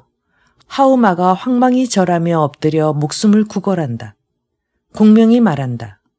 지금 눈앞에 강유가 기주를 지키고 있는데 사람을 시켜 서신을 보내며 부마께서 계신다면 투항하고 싶습니다. 라고 적었소. 내 이제 그대 목숨을 살려줄 테니 기꺼이 강유를 귀순시키겠소. 진심으로 귀순시키겠습니다. 공명이 이에 옷과 말과 말 한 장을 주며 다른 이는 같이 가지 못하게 하고 스스로 가도록 놓아주었다. 하오무가 촉영체를 탈출해 길을 찾아 달아나려는데 아무래도 길을 찾을 수가 없다. 길을 가다가 몇 사람이 달아나고 있어 하오무가 물으니 그들이 답한다. 저희는 기현 백성입니다. 이제 강유가 성읍을 제갈량에게 바쳐 투항하고 촉장수 위원이 불지르고 약탈해 이 때문에 집을 버리고 상봉으로 달아나는 중입니다. 하오무가 다시 묻는다. 이제 천수성은 누가 지키오? 원주민이 말한다. 천수성은 마태수가 지킵니다. 하오무가 이를 듣고 천수성 쪽으로 간다. 그러다 다시 백성들을 만나니 아이들을 끌거나 아는 채 달아나며 먼저 만난 이들과 같은 말을 한다. 하오무가 천수성 아래 이르러 문을 열라 외치니 성 위에서 하오무를 알아보고 항망이 문을 열어 영접한다. 마준이 놀라 절하며 물으니 하오무가 강유의 일을 낱낱이 말한다. 또한 백성들에게 들은 것도 이야기하니 마준이 탄식한다. 강유가 배반하고 촉으로 넘어갈 줄이야. 양서가 말한다. 그가 도독을 구할 뜻을 가졌는데 항복했다니 거짓말입니다. 하오무가 말한다. 강유가 이미 항복했는데 어째서 거짓말이오? 이렇게 머뭇거리는 사이 어느새 초경이 되어 촉병이 다시 성을 공격하러 온다. 불빛 속에서 강유가 성 아래에서 창을 꼬나지고 말을 멈춰 세운 채 크게 외치는 것이 보인다. 하오도독은 제 말에 답하시오. 하오무가 마준들과 더불어 모두 성 위로 올라가니 강유가 위풍당당한 모습으로 크게 외친다. 저는 도독을 위해 항복했거늘 도독께서 어째서 압사하신 말을 배반하시오. 하오무가 말한다. 너는 위나라의 은혜를 잊고도 무슨 까닭에 촉에 투항했느냐. 그리고 앞에 내가 한 말이라니 무슨 말이냐. 강유가 응답한다. 내가 나더러 촉에 투항하라고 적어놓고 어찌 이렇게 말하느냐. 내가 빠져나오려고 나를 함정에 몰아넣었구나. 내 이제 촉에 항복해 상장이 되었으니 어찌 위나라로 돌아갈 까닭이 있으랴. 말을 마치더니 병력을 동원해 성을 공격해 새벽에 이르렀어야 물러난다. 알고 보니 강유로 가장한 것은 바로 공명의 계책이니 부하졸병 가운데 생김새가 비슷한 자를 강유로 꾸며 성을 치게 했다. 불빛 속이라 쥐니를 가리지 못한 것이다. 공명이 병력을 이끌고 기성을 공격하러 왔다. 기성 안에 식량이 적어 군사들이 제대로 먹지 못했다. 강유가 성 위에서 내려다보니 촉병들이 크고 작은 수레에 식량과 사료를 운반해 위연의 영체로 가고 있다. 강유가 3천 병력을 이끌고 성을 나와 군량을 빼앗으러 온다. 촉병들이 군량 수레를 모조리 버리고 길을 찾아 달아난다. 강유가 양초를 획득해 성으로 들어가려는데 갑자기 한 무리 군사가 가로막는다. 앞장선 촉장수는 장익이다. 두 장수가 맞붙어 몇 합 싸우지 않아 왕평도 한 무리 군사를 이끌고 온다. 양쪽에서 협공하자 강유가 힘을 다해 맞서지 못하고 길을 뚫고 성으로 돌아간다. 성 위에는 어느새 촉병들의 깃발이 꽂혔다. 알고 보니 위연에게 습격당했다. 강유가 길을 뚫고 천수성으로 달아난다. 수아가 아직 10여기 있었지만 다시 장포를 만나 한바탕 공격을 받아 겨우 강유홀로 필마단창으로 천수성 아래에 이르러 문을 열라 외친다. 성 위에서 군사가 강유를 알아보고 황망히 마준에게 보고하니 마준이 말한다. 이것은 강유가 나를 속여 성문을 열게 하려는 것이다. 이에 영을 내려 성 위에서 화살을 퍼붓는다. 강유가 뒤돌아보니 촉병들이 가까이 몰려오는지라 상봉성으로 불이 나게 달아난다. 성 위에서 양건이 강유를 보더니 크게 욕한다. 나라를 배반한 도적이 어찌 감히 우리를 속여 성을 빼앗으려 하느냐. 이미 내가 촉에 항복한 것을 알고 있다. 곧 어지러이 화살을 내리쏜다. 강유가 설명을 하지 못하고 하늘을 우러러 장탄식하니 두 눈에서 눈물이 흐른다. 강유는 마침내 말머리를 돌려 장안 쪽으로 달아났다. 몇 리 못 가 일대에 큰 나무가 있고 수풀이 우거진 곳에 이르는데 함성이 크게 일며 수천 병력이 몰려 나온다. 선도대장은 관응인데 갈 길을 가로막는다. 강유는 사람과 말이 모두 지쳐 맞서지 못하고 말머리를 돌려 달아난다. 갑자기 작은 수레 하나가 산비탈을 돌아 나온다.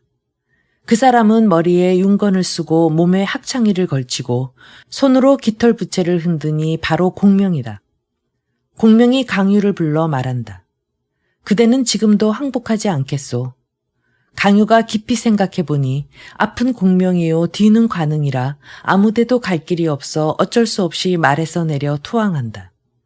공명이 황망히 수레에서 내려 맞이하며 강유의 손을 잡고 말한다. 내 초가를 나온 이래 널리 현자를 구해 평생 배운 바를 전수하려 했으나 아직 그런 사람을 얻지 못해 한스러웠소. 이제 그대를 만나니 내 소원이 이루어졌소. 강유가 크게 기뻐하며 절을 올려 감사를 표한다. 공명이 강유를 데리고 영체로 돌아왔다. 군막으로 들어가 천수와 상봉을 취할 계책을 의논한다. 강유가 말한다. 천수성의 윤상과 양서는 저와 교분이 두텁습니다.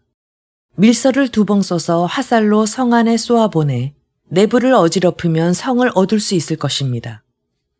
공명이 이를 따라 강유가 밀서 2봉을 써서 화살에 묶는다. 말을 달려 성 아래 이르러 성 안으로 쏘아보냈다.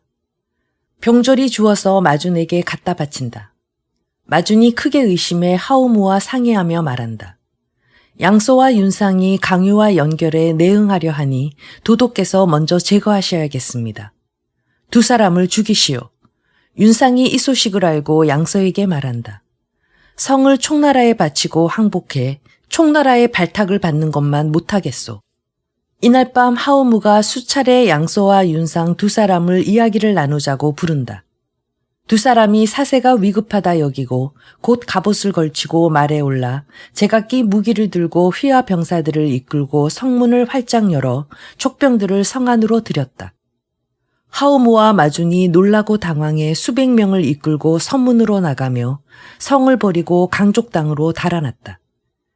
양소와 윤상이 공명을 영접해 성으로 들어갔다. 백성들을 안심시킨 뒤 공명이 상봉성을 취할 계책을 물으니 양서가 말한다. 그 성은 저의 친동생 양건이 지키고 있으니 제가 기순시키겠습니다. 공명이 크게 기뻐한다. 양서가 그날 상봉성에 이르러 양건을 불러 성을 나와 항복하라 한다. 공명이 노고를 크게 보상하며 양서를 천수태수로, 윤상을 기성의 영으로, 양건을 상봉의 영으로 임명한다. 공명이 배치를 마치고 군사를 정비해 출발한다. 장수들이 묻는다. 승상께서 어찌 하우무를 잡으러 가지 않으십니까? 내 하우무를 놓아줌은 마치 오리를 놓아줌과 같을 뿐이요. 이제 강유를 얻음은 봉황을 얻음과 같소. 공명이 세계성을 빼앗으니 위엄과 명성이 크게 진동해 멀거나 가까운 주군들이 바람 앞에 갈대처럼 투항한다. 공명이 군마를 정돈해 한중의 병력을 모조리 일으키니 선두는 기선을 나와 위수 서쪽에 이른다. 세작이 낙양에 보고하러 들어간다. 이때가 위나라 군주 조예의 태화 원년인데 정각으로 나아가 조회를 여니 측근 신하가 아랜다. 하우 부마가 세계 고호를 읽고 강족의 땅으로 도피했습니다. 이제 촉병이 이미 기산에 이르고 선두부대는 윗수 서쪽에 다다랐으니 아무쪼록 조속히 출병해 적병을 깨야 하옵니다. 조회가 크게 놀라 신하들에게 묻는다. 누가 짐을 위해 촉병을 물리치겠소? 사도 왕랑이 반열에서 나오며 아랜다. 제가 살펴보건대 선제께서 대장군 조진을 쓰시면 그가 이르는 곳마다 반드시 이겼습니다. 이제 폐하께서 그를 대도독으로 앉혀 촉병을 물리치지 않으시겠습니까? 조회가 이를 받아들여 조진에게 하교한다. 선제께서 경에게 짐을 부탁했소. 이제 촉병이 중원으로 도적대가 쳐들어오듯 하니 경이 어찌 좌시하겠소. 신은 재주와 지혜가 모자라 그 직분에 맞지 않사옵니다. 왕랑이 말한다. 장군은 사직을 지탱하는 신하로서 고사하면 아니되오. 노신이 비록 노둔하나 바라건대 장군을 따라가겠소. 조진이 다시 아랜다. 신이 큰 은혜를 받았거늘 어찌 감히 물러나며 사양하겠사옵니까? 다만 한 사람을 부장으로 데려가게 해주시옵소서. 조회가 말한다. 경이 직접 청거하시오. 조진이 이에 한 사람을 청거하니 태원 곡양 출신으로 성은 곽, 이름은 회, 자는 백제인데 벼슬은 사정으로 봉해졌으며 옹주를 다스리는 관리이다. 조회가 이를 따라 조진을 대도독으로 제수하고 절호를 하사하였다. 곽해를 부도독으로 왕랑을 군사로 임명했다. 왕랑이 이때 나이 76세다. 동경과 서경 두 곳의 군마 20만을 가려 뽑아 조진에게 주었다. 조진이 집안 9벌 조준을 선봉으로 삼고 탕구장군 주찬을 부선봉으로 삼았다. 이해 11월에 출사하니 위나라 임금 조회가 친히 서문 밖으로 나와 환송하고 돌아간다. 조진이 대군을 이끌고 장안에 이르러 위수 서쪽으로 건너가 진을 쳤다. 조진이 왕랑 각회와 더불어 적병을 물리칠 계책을 의논하니 왕랑이 말한다. 내일 대오를 엄정히 하고 정기를 크게 펼치시오. 노부가 직접 나가 다만 한바탕 말로써 제갈량을 꼼짝 못하게 가르쳐 항복하게 만들면 촉병은 싸우지도 못하고 물러갈 것이오. 조진이 크게 기뻐하며 이날 밤 명령을 전하니 내일 일찍 사경에 밥을 짓고 해뜰녘에 대오를 정돈하고 인마들은 위엄과 의례를 갖추어 각종 깃발과 고각을 순서대로 배치하게 하였다. 이때 사람을 시켜 전설을 전하게 하였다. 다음 날 양쪽 군대가 서로 마주해 기산 앞에 진세를 펼쳤다. 촉군이 보니 위나라 병력이 몹시 웅장한 것이 하오무와는 크게 다르다. 삼군이 고각을 멈추자 사도 왕랑이 말을 타고 나온다. 앞에는 도독 조진이요 뒤쪽은 부도독 곽해다. 두 선봉장이 군진의 최전방을 막아선다. 탐자가 말을 타고 진 앞으로 나와서 크게 외친다. 양쪽 진영의 주장끼리 이야기를 나누시기를 청하오. 그러자 촉병의 문기가 열리며 관운과 장포가 좌우로 나뉘어 나와 양쪽의 말을 멈춰 세운다. 그 뒤 한 무리 날랜 장수가 갈라서니 문기 그림자 아래 사륜술의 한량이 중앙에 섰는데 공명이 수레 안에 단자했다. 윤건을 머리에 쓰고 깃털 부채를 들고 흰옷에 검은 띠를 두르고 표현이 나온다. 공명이 눈을 들어 바라보니 위나라 진 앞에 장수의 깃발과 가리개가 셋 있는데 중앙에 있는 백발 노인이 바로 위나라 군사 사도 왕랑이다. 공명이 속으로 헤아린다. 왕랑은 틀림없이 구실을 찾아 이야기할 것이니 기회를 봐서 응대해야겠다. 곧 진 밖으로 수레를 밀고 나가게 해 병졸에게 이렇게 전하도록 명한다. 한나라 승상이 사도와 대화하겠소. 왕랑이 말을 몰아나온다. 공명이 수레에서 두 손 모아 인사하니 왕랑이 말 위에서 몸을 굽혀 답례한다. 왕랑이 말한다. 공의 큰 명성을 오래전부터 듣다가 다행히 이제 한번 만나게 됐소. 공께서 천명을 알고 시대의 중요한 형세를 알 터인데 어찌하여 아무 명분 없는 군사를 일으키셨소. 내가 천자의 조서를 받들어 역적을 치는데 어찌 명분이 없겠소. 하늘이 내리는 운명은 변하기 마련이고 천자의 자리도 바뀌는 것이라 덕이 있는 이에게 돌아가니 이것이 자연의 이치요. 지난날 환제와 영제 일에 황건적이 창란하고 천하를 앞다퉈 휘저었소. 초평과 건한 영건에 이르러 동탁이 반영하고 이각과 곽사가 계속 잔악한 짓을 저질렀소. 원술이 수춘에서 황제를 호칭하고 원소가 업성에서 영웅을 자처했소. 유표는 형주를 점거하고 여포는 서주를 호랑이처럼 집어삼켰소. 도적들이 융기하고 간웅들이 위세를 떨치니 종묘사직이 누란의 위기에 빠지고 백성들이 거꾸로 매달린 듯한 위급에 처했소. 우리 태조 무왕제께서 육합을 평정하시고 파랑을 석권하셨소. 만백성이 마음을 다해 사방에서 그 덕을 우러러봤소. 권세로 빼앗은 것이 아니라 참으로 천명이 온 것이었소. 문제 조비께서는 신묘한 문장과 영명하고 용맹스러움을 갖추어 대통을 이어받아 천명에 응하고 인심을 모아 요임금이 순임금에게 선양한 것을 본받아 중국에 처하여 천하만방을 다스리게 됐으니 어찌 하늘과 사람의 뜻이 아니겠소. 이제 공께서 커다란 재주를 가지고 큰 재능을 품고서 스스로 간중과 악의에 비견하고자 하면서 어찌 굳이 천리를 거스리고 인정을 저버리고 행사한다는 것이오. 어찌 듣지도 못하셨소. 옛말에 하늘을 따르는 자 흥하고 하늘을 거스르는 자 망한다 하였소. 이제 우리 위대한 위나라는 무장병사가 100만이요 뛰어난 장수가 1000명이요. 참으로 썩은 풀의 반딧불 따위가 어찌 하늘 가운데 밝은 달에 미치겠소. 공께서 창을 거꾸로 잡고 갑옷을 벗은 채 예를 갖추어 항복한다면 제후의 지위를 놓치지 않을 것이요. 나라가 평안하고 백성이 즐거울 터이니 어찌 아름답지 않겠소. 공명이 수레 위에서 크게 웃으며 말한다. 나는 내가 한나라의 원로 대신이었으니 틀림없이 높은 의견이 있을 것이라 여겼으나 어찌 이렇게 비루한 언사를 꺼내리라 생각이나 했겠느냐. 내가 한 말씀 드릴 테니 여러분 가만히 들어보시오. 지난날 환제와 영제 치세에 한나라의 정통이 차차 기울어 환관들이 재앙을 일으켰다. 나라가 어지럽고 재해가 일어나며 사방이 시끄럽고 어수선해졌다. 황건정의 난이 있은 뒤에 동탁, 이각 곽사 등이 잇따라 일어나 한나라 황제를 겁박하고 백성들을 잔인하고 난폭하게 괴롭혔다. 이로써 조정에는 썩은 나무 같은 이들이 벼슬을 하고 궁궐에서는 짐승 같은 이들이 복록을 받아먹었다. 이리 같은 마음으로 개처럼 행동하는 무리가 넘실대며 당시 조정을 채웠다. 노비처럼 체면 가리지 않고 무릎 꿇는 패거리가 어지럽게 정권을 잡았다. 이로써 종묘사직은 폐허가 되고 수많은 백성은 도탄에 빠졌다. 내 평소 내 소행을 알고 있다. 대대로 동해의 바닷가에서 살았고 처음에 효렴으로 청거돼 벼슬길에 들었다. 마땅히 임금을 보좌하고 국정을 보필해 한나라를 안정시키고 유시를 부응해야 할 터인데 어찌 도리어 역적을 도와 함께 재위를 찬탈할 줄 알았겠느냐. 죄악이 깊고 무거워 하늘과 땅이 용서하지 못한다.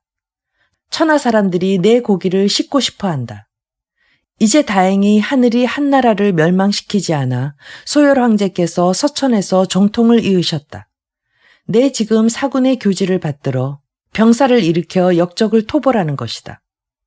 너는 이미 아첨하고 알랑거리는 신하가 되어 오로지 몸을 숨기고 머리를 움츠려 다만 잊고 먹는 것만 도모했다. 어찌 감히 군대 앞에서 망령스럽게 천수를 논한단 말이냐. 흰머리 필부야, 회색 수염 늙은 도저가, 내가 얼마 뒤 구천 아래로 돌아가 무슨 면목으로 한나라 22황제를 만나 뵙겠느냐. 늙은 도적은 썩 물러가라. 반역한 신하는 나와 더불어 승부를 겨뤄보자. 공명의 추상 같은 호령을 듣고 나자 왕랑은 무거운 기운이 가슴을 내리눌러 한 소리 크게 부르짖더니 말 아래로 떨어지며 숨이 끊어졌다. 뒷날 누군가 시를 지어 공명을 기렸다. 병마 이끌고 서진을 나오니 출중한 재능 만인을 대적하네. 새치열을 가볍게 움직여 늙은 간신을 꾸짖어 죽이네. 공명이 부채로 조진을 가리키며 말한다. 내 그대를 핍박하지 않을 터 군마를 정돈해 내일 결전하러 오시오. 말을 마치고 수레를 돌린다. 이에 양쪽 군마가 모두 물러난다. 조진이 왕랑의 시신을 관에 잘 안치해 장안으로 보냈다. 부도독 곽해가 말한다. 제갈량은 우리 군중에서 장례를 치르리라 여겨 오늘 밤 반드시 영체를 습격할 것입니다. 병력을 4갈래로 나눠 2갈래 병마는 산속 좁은 길을 따라 저들의 빈틈을 노려 촉의 영체를 습격하게 보내고 2갈래 병력은 본진 밖에 매복해 좌우에서 쳐야 합니다. 조진이 크게 기뻐하며 말한다. 이 계책이 내 마음에 드는구려. 곧 명령을 전해 조준과 주찬 2 선봉장을 불러 분부한다. 그대 2 사람은 제각기 군사 1만을 거느려 기산 뒤쪽으로 길을 골라 나가시오. 촉병이 아군 영체로 가거든 진군하여 촉의 영체를 습격하시오. 촉병이 움직이지 않으면 곧 철수에 돌아올 것이지 함부로 진병하지 마시오. 2 사람이 계책을 받아 병력을 인솔해 떠났다. 조진이 곽해에게 말한다. 우리 2 사람이 제각기 1갈래 군사를 이끌고 영체 밖에 매복하고 영체 안을 비운 채 땔감을 쌓아 몇 사람만 남겨둬야겠소. 촉병이 오면 불을 질러 신호로 삼겠소. 장수들 모두 좌우로 나뉘어 각자 준비하러 갔다. 한편 공명이 군막으로 돌아가 조은과 위원을 불러 명령을 듣게 한다. 공명이 말한다. 그대 2 사람은 각각 휘하 군사를 이끌고 위나라 영체를 치러 가시오. 위원이 진언한다. 조진은 병법에 몹시 밝아 필시 우리가 상중을 틈타 습격하리라 여길 것입니다. 그가 어찌 방비를 않겠습니까? 공명이 웃으며 말한다. 내가 바라는 것은 바로 조진이 우리의 습격을 알게 하는 것이오. 그는 필시 기산 뒤에 복병을 두어 아군이 지나기를 기다려 우리 영체를 습격하러 올 것이오. 그래서 내가 그대 2 사람에게 명하니 병력을 이끌고 가서 상기슭의 뒷길을 지나 멀리 진을 친 채 위병들이 우리 영체를 치러 오기를 기다리시오. 불을 붙여 신호를 보내면 병력을 양갈래로 나눠 위원은 산 입구를 틀어막고 자룡은 병력을 이끌고 급히 되돌아가면 반드시 위나라 군사들과 조우할 것이오. 그들이 되도록 달아나도록 두었다가 기회를 봐서 공격하면 저들은 반드시 서로 치고받아 우리가 완전한 승리를 거둘 것이오. 2 장수가 병력을 이끌고 계책을 받아 떠난다. 다시 관은과 장포를 불러 분부한다. 그대 2 사람은 각각 한 무리 군사를 이끌고 기산의 요로에 매복해 위나라 군사들이 오거던 그대로 지나게 두었다가 위병이 왔던 길을 따라 위나라 영체를 급습하러 가시오. 2 사람이 병력을 인솔해 계책을 받아 떠났다. 다시 마대, 왕평, 장익, 장이 4 장수에게 명하여 영체 밖에 매복해 4갈래 방면에서 위나라 군사들을 영격하도록 했다. 공명이 텅 빈 영체를 세우고 그 가운데 땔감을 쌓아 올려 불을 붙여 신호하도록 준비했다. 공명이 직접 장수들을 이끌고 영체 뒤로 물러나 움직임을 살폈다. 한편 위나라 선봉장 조준과 주찬은 황혼 무렵에 영체를 떠나 속속 전진했다. 이경쯤 멀리 산 앞에 은은히 병사들의 움직임이 보였다. 조준이 생각했다. 곽도독은 참으로 신묘한 지략을 가졌구나. 곧 군사들을 다그쳐 급히 나아갔다. 촉병 영체에 이르니 곧 삼경이다. 조준이 앞장서 영체로 뛰어드는데 영체는 텅 비어 한 사람도 없었다. 적군의 계략에 빠진 것을 알고 급히 철수에 돌아가려는데 영체 안에서 불이 치솟는다. 주찬의 병력도 몰려와 서로 공격하니 인마들이 큰 혼란에 빠졌다. 조준이 주찬과 마주쳐 싸우다가 비로소 아군끼리 짓밟는 것임을 알게 되었다. 급히 병력을 합치는데 갑자기 사방에서 함성이 크게 진동하며 왕평, 마대, 장의, 장익이 쇄도한다. 조준과 주찬 2 사람이 신복군사 100기 남짓만 거느리고 큰 길로 달아난다. 갑자기 북소리, 피리소리 크게 울리며 한 무리 군사가 퇴로를 막는다. 앞장선 대장은 바로 상산 조자룡으로 크게 외친다. 도적의 장수들아, 어디로 가느냐? 어서 목숨을 내놓아라. 조준과 주찬 2 사람이 길을 뚫고 달아났다. 갑자기 함성이 크게 일며 위연이 이끄는 한 무리 군사가 쇄도한다. 조준과 주찬 2 사람이 대패해 길을 뚫고 본진으로 달아났다. 영체를 지키던 병사가 촉병이 오는 줄만 알고 황망히 신호불을 올린다. 왼쪽에서 조진이 달려들고 오른쪽에서 곽해가 달려들어 서로 엄살한다. 그런데 배후 세계 방면에서 촉병들이 세차게 몰려든다. 중앙은 위원, 왼쪽은 관흥, 오른쪽은 장포가 병력을 이끌고 한바탕 크게 무찌른다. 위나라 군사가 폐주에 10여리를 달아나는데 위나라 장소 가운데 죽은 이가 극히 많았다. 공명이 큰 승리를 완전히 거두고서야 병력을 거두었다. 조진과 곽해가 패잔병을 수습해 영체로 돌아가 상의한다.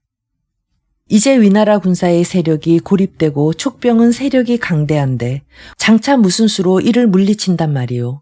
하고 조진이 땅이 꺼지게 탄식한다. 이에 곽해가 말한다. 이기고 지는 것은 병가에서 흔한 일이라 했으니 걱정할 것이 못됩니다. 제게 계책이 하나 있사오니 촉병으로 하여금 수미가 서로 돌보지 못하여 결국 스스로 물러나게 만들 수 있습니다.